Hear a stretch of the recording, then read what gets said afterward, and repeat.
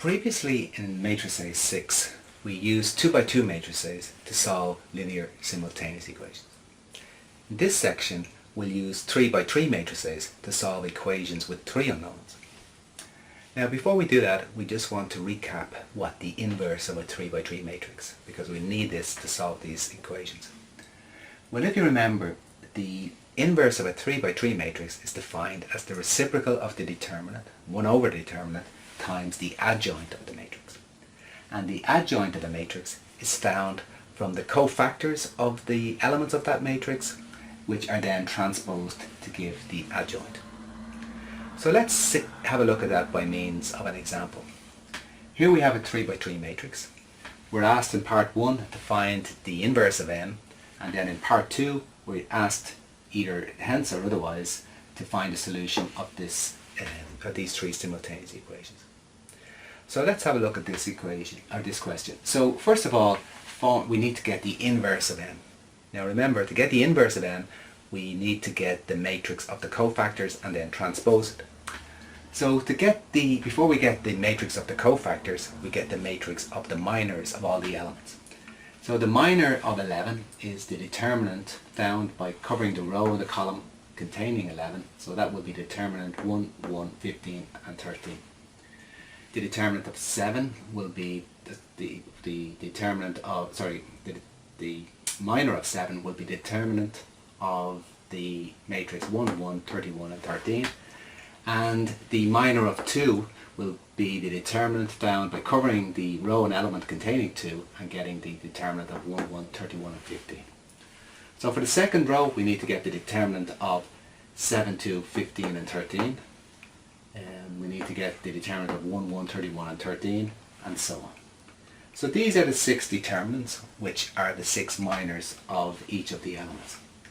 And if we take into account the position of these minors within the element, that will give us the cofactors.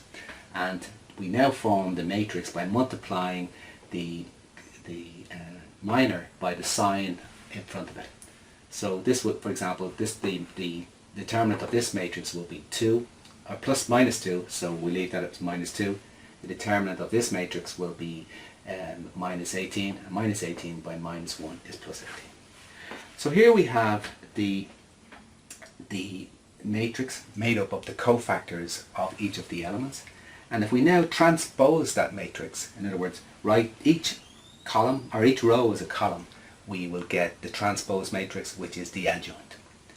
So take the first row, minus 2, 18, minus 16, and that becomes the column minus 2, 18, minus 16. Take the second row, minus 61, 81, 52, and that becomes the column minus 61, 81, 52.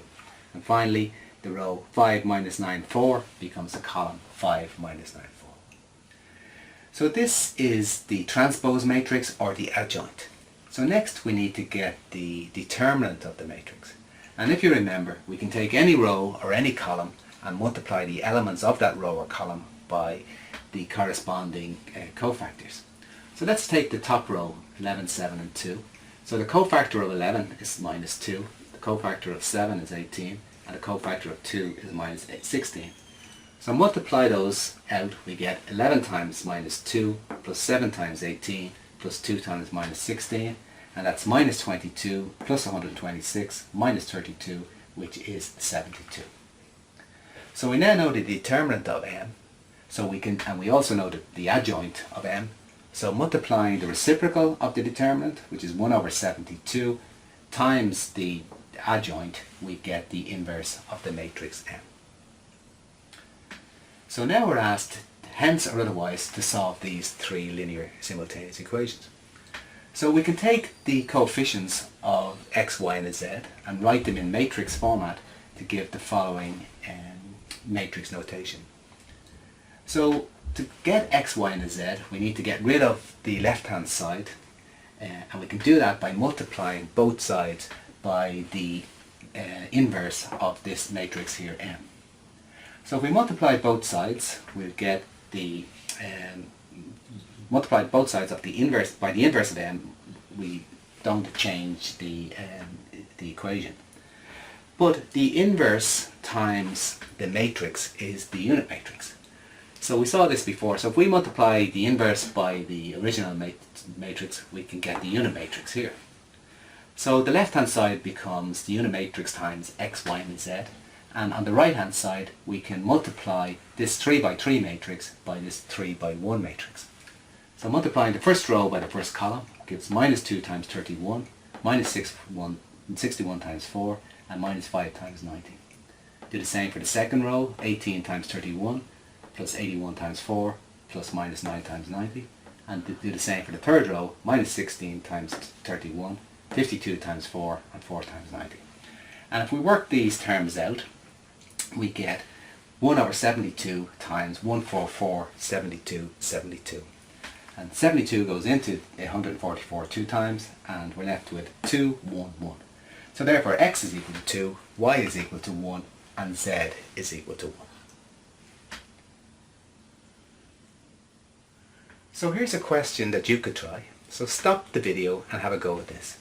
So you're given a 3 by 3 matrix and you're asked to find the inverse of m, and then hence or otherwise solve these 3 linear simultaneous equations. So have a go at that, and here's the answer. T1 is 2, T2 is minus 3, and T3 is 4. Now, just as in the case of the 2 by 2 matrices, we can use 3 by 3 matrices to solve problems in engineering.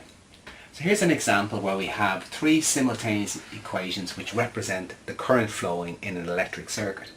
And we're asked to use matrices to find the value of I1, I2 and I3. So as before, we can write the 3 simultaneous equations in matrix notation as shown here. And what we need to do is get the inverse of the matrix M, so that when we multiply it by its inverse we can get rid of this matrix in front of I1, I2 and I3 and hence solve. So we should be able to do this. We use the same techniques that we used earlier. We have to get the cofactor of M, and this involves getting the determinants of each of the minors of M. So once we get the cofactors, we now have the matrix B, which we then transpose to give the adjoint of M. So when we transpose that, we get the adjoint M, and now that we know the adjoint, we have to get or we can calculate the inverse, because the determinant, because the determinant will be 1 times 18 plus 3 times 11 plus 2 times 10. So the determinant here is 71, and knowing the determinant and the adjoint, we can work out the inverse. So the inverse will be the reciprocal of the determinant, 1 over 71 times the adjoint. And now that we know what the inverse is, we can multiply both sides of the equations by the inverse of m. So that's the inverse on the left hand side and the inverse on the right hand side. And when we multiply the inverse and times the original matrix, we get the unit matrix. So the unit matrix times I1, I2 and I3 will give us this equation on the right hand side. We multiply this out and simplify, and we get